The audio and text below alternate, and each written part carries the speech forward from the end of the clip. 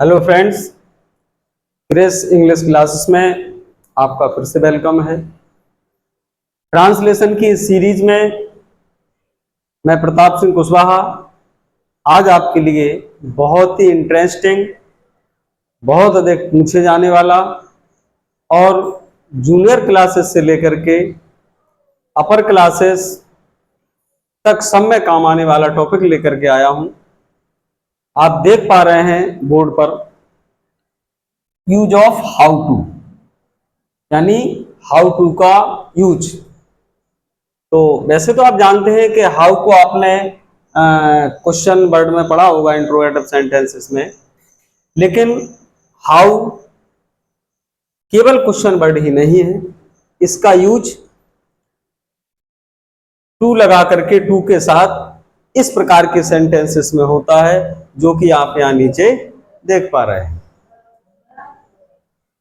How to का use कौन से सेंटेंसेस में होता है, इसके लिए हमने आपको बोर्ड पर पहचान लिखी है, आप पढ़ सकते हैं ऊपर पहचान हेडिंग में। सेंटेंस के अंत में ना या नी या ने के बाद आगे आप सेंटेंस उस पर पहचान पर गौर करें। जानता, जानती, जानते, आता, आती, आते शब्द आते हैं। अगर वो सेंटेंस फ्यूचर का होगा तो नानी ने के बाद जानेगा, जानेगी, जानूंगा, आएगा, आएगी, आएंगे शब्द भी हो सकते हैं। तो ऐसे, लेकिन वो जनरली प्राय बहुत कम पूछे जाते हैं, और अगर पूछा जाए तो बिल्कुल ऐसे ही बनना है वो भी। तो बस आपको इतना देखना है कि जिन भी सेंटेंस के अंत में ये नानी ने के बाद इनमें से कोई भी आपको एक शब्द मिल जाए तो समझ लीजिए कि वो सेंटेंस आपका हाउ टू के यूज से बनना है। अब कैसे बनना है उससे पहले आप इन सेंटेंस को देखें। सेंटेंस नंबर 1, लेंचो पढ़ना लिखना जानता था। लेंचो एक फार्मर था, तो उसे पढ़ना लिखना आता था, तो उसके बारे में जानकारी दी जा रही है कि लेंचो पढ़ना लिखना जानता था, यानी लेंचो को पढ़ने लिखने का ज्ञान था।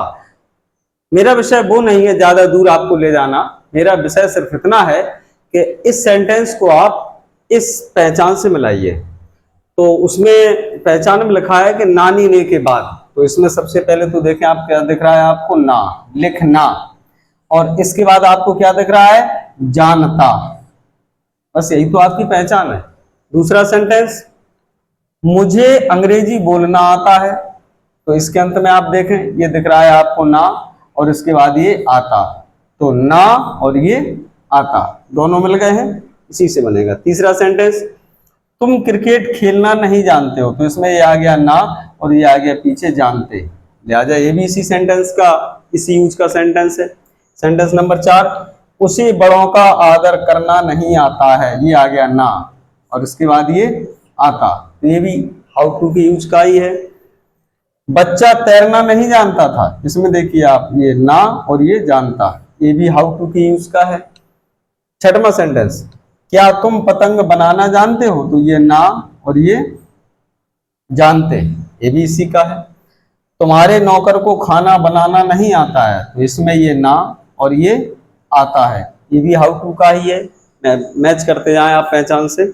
हमें चुनौतियों का सामना करना आता है, तो ये आपका ना और ये इसके बाद ये आता। तो इस प्रकार के सेंटेंस होते हैं जिन्हें आपको हाउ टू का यूज करके इंग्लिश में ट्रांसलेट करना होता है। अब कैसे करना है उसके लिए हमने आपके लिए फॉर्मूला लिख रखा है बोर्ड पर। अगर सेंटेंस अफर्मेटिव है, और आप जानते हैं कि अफर्मेटिव सेंटेंस में सबसे पहले सब्जेक्ट का यूज किया जाता है, यदि सेंटेंस अफर्मेटिव है तो सबसे पहले आप लगाएंगे सब्जेक्ट, इसके बाद ये नो। नो किसके लिए लगना है आपको, ये जानता, जानती, जानते, आता, आती, आते, इसके लिए यूज किया जाता है नो का। तो नो को आपको टेंस के अनुसार यूज करना है। जैसे आप देख पा रहे हैं ये जानता था, तो ये पास्ट इंडेफिनिट टेंस का सेंटेंस है, तो इसमें नो का सेकंड फॉर्म लग जाएगा। इसमें आता है, ये प्रेजेंट इंडेफिनिट का है, तो ये सब्जेक्ट के अनुसार सिंगुलर होगा तो इसमें एस एस लग जाएगी, और अगर प्लूरल होगा तो सिर्फ नो रहेगा। इसमें खेलना नहीं जानते हो, ये प्रेजेंट इंडेफिनिट का है। तो जिस भी टेंस का सेंटेंस होगा इस नो को आपको उसी टेंस के अनुसार यूज कर देना है। तो पहले सब्जेक्ट लगाएंगे, फिर नो को आप टेंस के अनुसार लगाएंगे। इसके जस्ट बाद फिर आपका लगेगा हाउ टू। हाउ टू के बाद वर्ब, और वर्ब के ब्रैकेट में मैंने लिखा है नानी ने, तो उसको आपको वर्ब मानना है जिसमें नानी ने लगा होगा। जैसे इसमें लिखना, बोलना, खेलना, करना, जानना, बनाना, है ना, इसमें तैरना, इसमें बनाना, इसमें बनाना, सम्मान करना, ये इसमें वर्ब, तो इनकी इंग्लिश आएगी हाउ टू के बाद। इसके बाद ऑब्जेक्ट, अगर सेंटेंस में ऑब्जेक्ट दिया है, जैसे कि इसमें ऑब्जेक्ट दिया हुआ है अंग्रेजी, इसमें दिया है क्रिकेट, तो ये ऑब्जेक्ट आ जाएंगे। और ऑब्जेक्ट के बाद यदि और कुछ बचता है तो वो अदर वर्ड में आ जाएगा। और कभी कभी ये भी हो सकता है कि सेंटेंस में ऑब्जेक्ट ना दिया हो तो उसमें सिर्फ जो अदर वर्ड होगा वही यूज किया जाएगा। तो आइए इस फॉर्मूला के अकॉर्डिंग इन सेंटेंसेस को बनाते हैं। सेंटेंस नंबर 1 आप देखें, लेंचो पढ़ना लिखना जानता था। इसका सब्जेक्ट है लेंचो, एक नेम है ये लेंचो। अब क्या करना है आपको, नो टेंस के अनुसार। तो ये जानता था यानी पास्ट इंडेफिनिट का सेंटेंस है, तो इसमें आपको नो का यूज करना है टेंस के अनुसार। तो इसमें सेकंड फॉर्म लगा देंगे आप नो का, लेंचो न्यू। इसके बाद अब आपको लगाना है how to.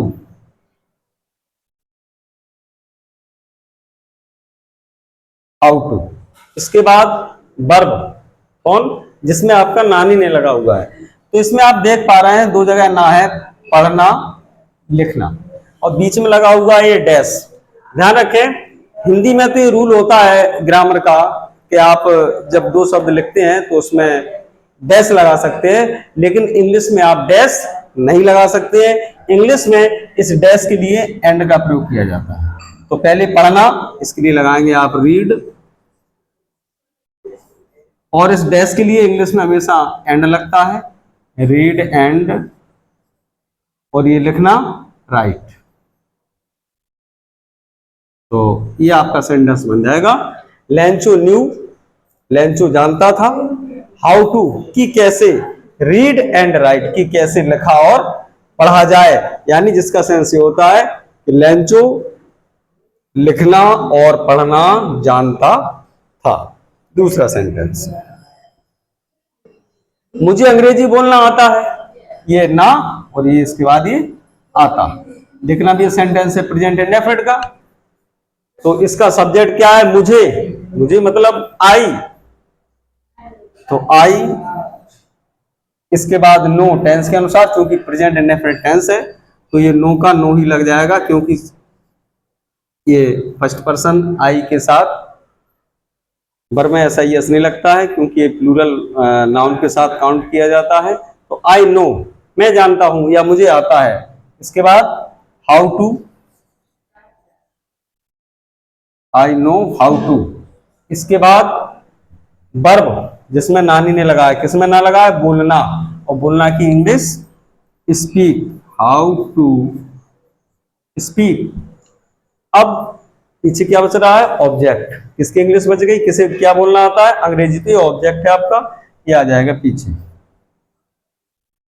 I know how to speak English, इसका मतलब है कि मैं या मुझे अंग्रेजी बोलना आता है, या आप यूं भी कह सकते हैं मैं अंग्रेजी बोलना जानता हूं, एक ही बात होती है। सेंटेंस नंबर 3, तुम क्रिकेट खेलना नहीं जानते हो, ABC का है। ये प्रेजेंट इंडेफिनिट टेंस का सेंटेंस है, लेकिन ये सेंटेंस नेगेटिव है। आप देख पा रहे हैं सेंटेंस नंबर 3 में खेलना के बाद उसमें नहीं लिखा हुआ है, तो ये सेंटेंस नेगेटिव है। तो बस प्रेजेंट इंडेफिनिट टेंस को नेगेटिव करके बनाते हैं। तो तुम, सब्जेक्ट क्या है, तुम मतलब यू। अब इसमें नहीं लगाना है, प्रेजेंट इंडेफिनिट टेंस का सेंटेंस है, तो ये लग जाएगा यू डू नॉट। फिर यही नो आप लगा देंगे यहां पर, यू डू नॉट नो, इसका मतलब हो जाएगा तुम नहीं जानते हो। इसके बाद हाउ टू, हाउ टू, और इसके बाद वर्ब यानी जिसमें नानी ने लगा है क्या, खेलना, इसमें है ना, हाउ टू प्ले। इसके बाद ऑब्जेक्ट क्या, क्रिकेट, क्रिकेट। मतलब यू डू नॉट नो, तुम नहीं जानते हो, how to play cricket, cricket खेलना। सेंटेंस नंबर 4, उसे बड़ों का आदर करना नहीं आता है। तो ये भी प्रेजेंट इंडेफिनिट का नेगेटिव सेंटेंस है, लेकिन अब इसका सब्जेक्ट क्या है, उसे मतलब वह, उसे जब ये सब्जेक्ट फॉर्म में लिखा जाएगा तो उसे वह कहा जाएगा, और वह के लिए ही। सेंटेंस नेगेटिव है तो ही के साथ प्रेजेंट इंडेफिनिट में नेगेटिव के लिए does not, he does not, और इसके बाद ये know, he does not know. इसके बाद how to, he does not know how to, और इसके बाद वही वर्ब जिसमें नानी ने लगा है, किसमें लगा हुआ है, आदर करना, आदर करना के लिए रिस्पेक्ट, रिस्पेक्ट। अब इसमें ऑब्जेक्ट बचता है क्या, बड़ों का, बड़ों मतलब द एल्डर्स, द एल्डर्स। ये सेंटेंस बन जाएगा, he does not know how to respect the elders, वह बड़ों का आदर करना नहीं जानता है या उसे बड़ों का आदर करना नहीं आता है। सेंटेंस नंबर 5, बच्चा तैरना नहीं जानता था। ये ना और ये जानता था, ये पास्ट इंडेफिनिट टेंस का सेंटेंस है, नेगेटिव है, और पास्ट इंडेफिनिट में आप जानते हैं डिड लगता है और नॉट। तो सब्जेक्ट है बच्चा, द चाइल्ड, द चाइल्ड, और नेगेटिव है पास्ट इंडेफिनिट का तो लग जाएगा डिड नॉट, और इसके बाद फिर वही know, the child did not know. इसके बाद हाउ टू, फिर वही वर्ब जिसमें नानी ने है, तैरना यानी स्विम, हाउ टू स्विम। अब इसमें ना तो कोई ऑब्जेक्ट है ना अदर वर्ड कुछ बचा हुआ है, तो यहां पर आप लगा देंगे फुल स्टॉप और कंप्लीट सेंटेंस बन जाएगा, the child did not know how to swim, यानी बच्चा तैरना नहीं जानता था। सेंटेंस नंबर 6, क्या तुम पतंग बनाना जानते हो, जानते हो प्रेजेंट इंडेफिनिट टेंस है, लेकिन अब ये सेंटेंस इंट्रोगेटिव है। आप जानते हैं कि जब हिंदी का सेंटेंस इंट्रोगेटिव जो कि क्या से शुरू होता है तो उसकी जो हेल्पिंग वर्ब होती है उसको आगे कर दिया जाता है। तो प्रेजेंट इंडेफिनिट की हेल्पिंग वर्ब डू या डज, आप जानते हैं सब्जेक्ट तुम है, तुम के साथ यू, और यू के साथ क्या लगेगा, हेल्पिंग वर्ब डू, तो डू, इसके बाद यू, इसके बाद फिर वही नो, डू यू नो, यानी क्या तुम जानते हो। अब इसके बाद फिर वही हाउ टू, हाउ टू, और इसके बाद वर्ब जिसमें नानी ने लगाया, किसमें लगाया, बनाना यानी मेक। इसके बाद ऑब्जेक्ट क्या, पतंग, तो द काइट।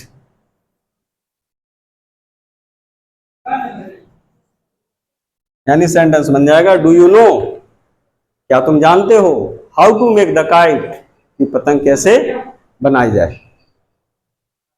सेंटेंस नंबर 7, तुम्हारे नौकर को खाना बनाना नहीं आता है, आता है प्रेजेंट इंडेफिनिट टेंस है, नेगेटिव है, सब्जेक्ट है तुम्हारा नौकर यानी your servant, your servant, negative sentence है प्रेजेंट इंडेफिनिट का, तो सिंगुलर के साथ डज नॉट लग जाएगा, योर सर्वेंट डज नॉट, और उसके बाद नो, और नो के बाद क्या लगाना होता है, हाउ टू, हाउ टू। इसके बाद वर्ब जिसमें नानी ने लगा हुआ है, बनाना, मेक, ऑब्जेक्ट क्या दिया है सेंटेंस में, खाना, द फूड, यानी आपका सेंटेंस बन जाएगा, your servant does not know how to make the food. तुम्हारे नौकर को खाना बनाना नहीं आता है या नहीं आता या नहीं जानता है।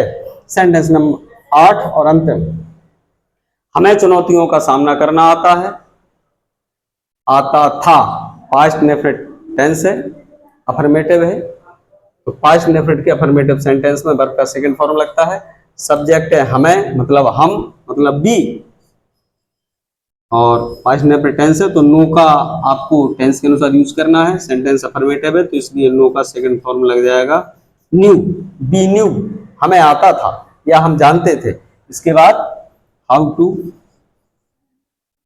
बी न्यू हाउ टू, फिर वही वर्ब जिसमें नानी ने है क्या, सामना करना, तो सामना करना की इंग्लिश होती है फेस। इसके बाद बचता है ऑब्जेक्ट क्या, चुनौतियों, द चैलेंज, द चैलेंज, यानी सेंटेंस बन जाएगा we knew how to face the challenge. हम चुनौतियों का सामना करना जानते थे या हमें चुनौतियों का सामना करना आता था। तो फ्रेंड्स, आई होप आपको ये हाउ टू का यूज अच्छा लगा होगा, समझ में भी आया होगा, और इनकी मदद से आप बहुत सारे सेंटेंस जो आपको डिस्टर्ब करते हैं आप इजीली बना सकते हैं, ऐसी मैं आशा करता हूं। और वीडियो यदि आपको पसंद आता है तो प्लीज़ इसको, चैनल को सब्सक्राइब कर लीजिए, यदि नहीं किया है लाइक कर दीजिए, अपने फ्रेंड्स को शेयर कर दीजिए। इसी के साथ बहुत बहुत थैंक यू।